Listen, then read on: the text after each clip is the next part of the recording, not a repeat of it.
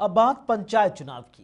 त्रिस्तरीय पंचायत चुनाव को लेकर जहां भारतीय जनता पार्टी के प्रदेश अध्यक्ष महेंद्र भट्ट के द्वारा मंडल स्तर पर विकास नगर और चक्राता क्षेत्र में बैठकें की गई, तो कांग्रेस पार्टी के शासनकाल में उत्तराखंड में शिक्षा मंत्री रह चुके मंत्री प्रसाद निथानी ने विकासनगर का दौरा किया।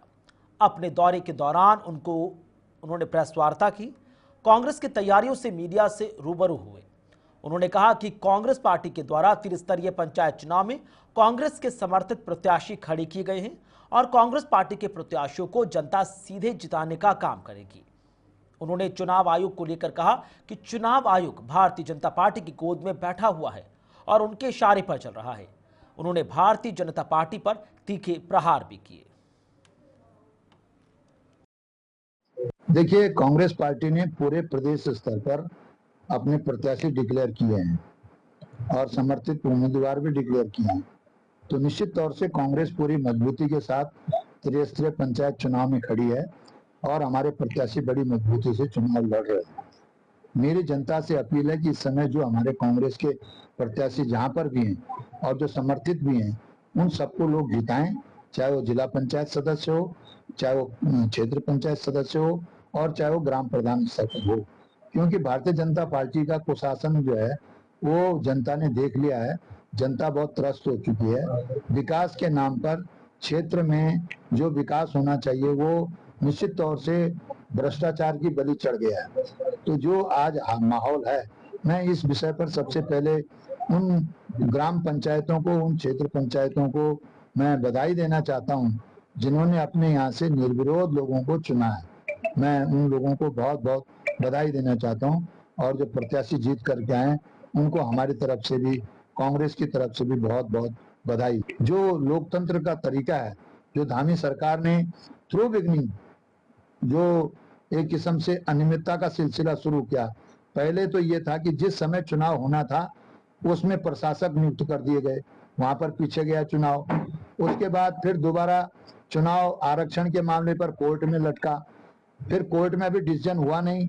चुनाव आयोग ने, जो उनकी गोद में बैठा हुआ है चुनाव आयोग सरकार की, उसने सीधा आचार संहिता डिक्लेयर कर दी, चुनाव डिक्लेयर कर दिया।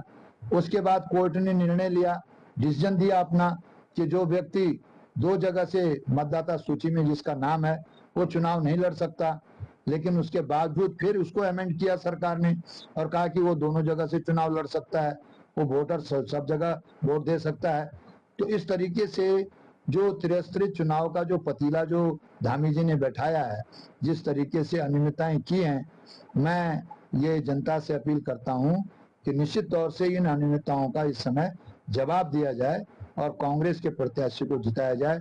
ऐसे लोगों को जिताया जाए जो कि भारतीय जनता पार्टी को सबक सिखा सकें, ये मेरा अनुरोध है। और निश्चित तौर से हमें एक शंका एक और नजर आ रही है कि जिस तरीके से इन्होंने जबरदस्ती नामांकन घोषित किया गया, तो ये बहुत बड़ा दुख का विषय है और अलोकतांत्रिक है। तो ऐसा ये चुनाव के दौरान जब रिजल्ट में आएगा तो उस मतगणना में भी ये बदमाशी कर सकते हैं।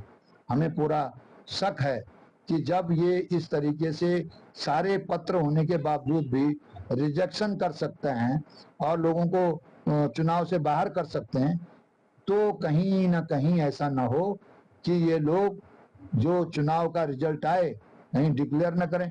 क्योंकि नगर पंचायत और महानगर में भी इन्होंने कई जगह ऐसा किया, रिजल्ट डिले कर दिया, वहां कुछ गड़बड़ कर दी, उसके बाद रिजल्ट डिक्लेयर किया। तो ये जो शक है, ये खतरा है।